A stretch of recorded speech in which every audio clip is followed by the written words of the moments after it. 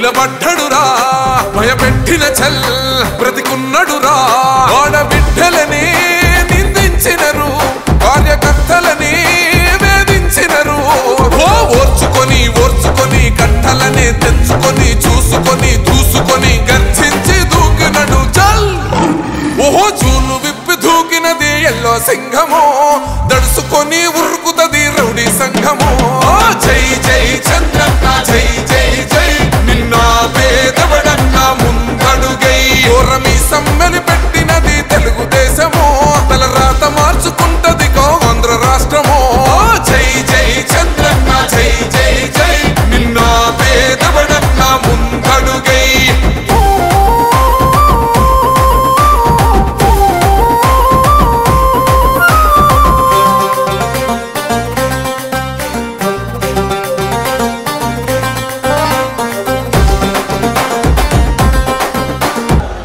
ప్రయోజనాలకు పోరాడిన ఏకైక వ్యక్తి నారా చంద్రబాబు నాయుడు గారిని మనం అందరం గుర్తించుకోవాలి. ఇవాళ మన కళల రాజధాని అమరావతి. ఇవాళ ఈ కళల రాజధాని అమరావతి ఆగిందంటే ఒక్క షరీఫ్ గారి వల్లే ఆగింది. మనందరికీ అదొక ఆనందకరమైన విషయం. రోజు లోకేష్ గారు నాతో మాట్లాడతా అన్న రాజధానికి షరీఫ్ గారిని ఎన్నో ప్రలోభాలకు గురి చేశారు. ఎంత 40 కోట్లు 50 కోట్లు ఇస్తా ఉన్నారు. వారి కొడుక్కి బ్రహ్మాండమైన పార్ట్నర్షిప్ ఇస్తా ఉన్నారు. కానీ 5 పైసల ప్రలోభాలకు లొంగకుండా ఉన్న వ్యక్తి షరీఫ్ గారు. ఆ వ్యక్తి ముస్లిం సమాజం నుంచి వచ్చిన వ్యక్తిగా ఆంధ్రప్రదేశ్ ప్రజలందరూ గౌరవించుకోవాలి. అంతేకాకుండా ఇవాళ మనం ఎంతో మంది త్యాగాలు చేసిన వాళ్ళు స్టేజ్ మీద ఉన్నారు. నేనే 2 సంవత్సరాల క్రితం తెలుగుదేశం అభ్యర్థి కింద వచ్చారు విజయవాడ బెస్ట్ లో. కానీ ఇవాళకి ఎక్కువ అలయన్స్ లో పోతున్నా కూడా ఏ రోజు మాట్లాడకుండా నిబద్ధతగా తెలుగుదేశం పార్టీ కోసం కృషి చేయాలి. మా యువ నాయకులందరూ వెస్ట్ నుంచి పట్టణంలో కానీ బేగ్ గారు కానీ చాలా అందరికీ తెలుసు చాలా కష్టమైన సమయం ఉంది. కానీ నీతి నిజాయితీతో పోరాడుతున్నారు. మీ అందరికీ పేరు పేరుగా ధన్యవాదాలు. ఒక్క విషయం చెప్తున్నాం, ఎట్టి పరిస్థితుల్లో చంద్రబాబు నాయుడు గారు ఎవరికి అన్యాయం చేయరు. అందరినీ గౌరవప్రదమైన పోస్టులోనే నిలబెడతారు. మనమందరం ఒక్కటి గుర్తుంచుకున్నాం, రాష్ట్రం చాలా సమస్యల్లో ఉంది. కాబట్టి అందరం చంద్రబాబు నాయుడు గారిని, ముఖ్యంగా ఆయన అరెస్ట్ అయినప్పుడు మేము మన మైనార్టీ సమాజం చూపించిన చొరవ మరిచిపోలేదు. నేను ఒక్క విషయం అయితే చెబుతా, అన్ని అబద్ధాలు చెప్పాడు. మీరు చూస్తే బడ్జెట్ లో కూడా ముస్లిం మైనార్టీలకు వచ్చే అమౌంట్ కూడా తగ్గించిన ప్రభుత్వం ఈ జగన్ ప్రభుత్వం. ఇంత దారుణంగా ముస్లిం మైనార్టీలు ఉన్న దారుణంగా చూసిన ప్రభుత్వం మరేమీ లేదు. ఎన్నో దాడులు జరుగుతుంది. మీరు నంద్యాలలో చూశారు, ఒక యువకుడు కుటుంబం ఆత్మహత్య చేసుకున్న ఘటన కూడా ఈ వైసీపీ ప్రభుత్వంలోనే వైసీపీ నాయకుల వల్లే జరిగింది.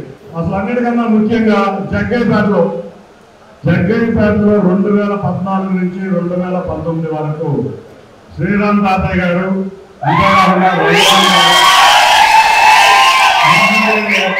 జరిగితే 11 నుంచి 12 అంశాలు ఉన్నాయి. నాకే ఆశ్చర్యం వేసింది. ఓన్లీ ముస్లిం మైనారిటీ కోసం చేసిన విషయాలు.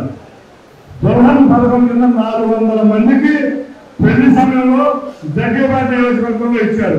అంతేకాకుండా ఇవాళ 46 ఇమాములకి 92 మౌలాలకి నెలసరి వేతనాలు ఇచ్చారు. 2014 నుంచి 19 వరకు.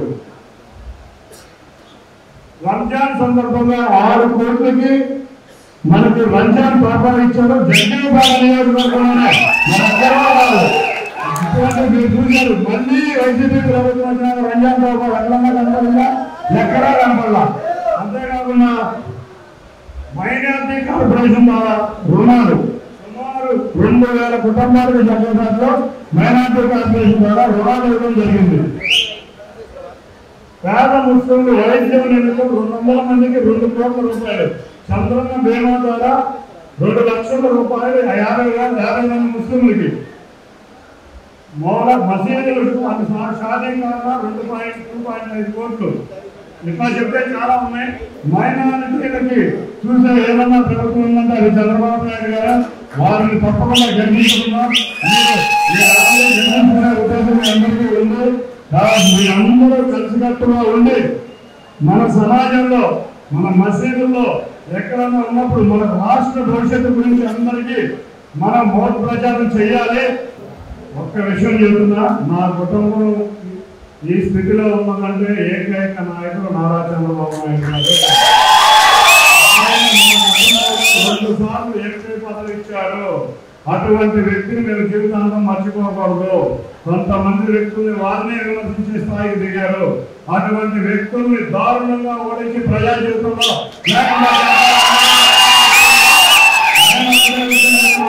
పదవి వచ్చినా రాకపోయినా నిరంతరం చంద్రబాబు నాయుడు గారి దగ్గరే ఉంటామని గంటాపరంగా చెప్తా.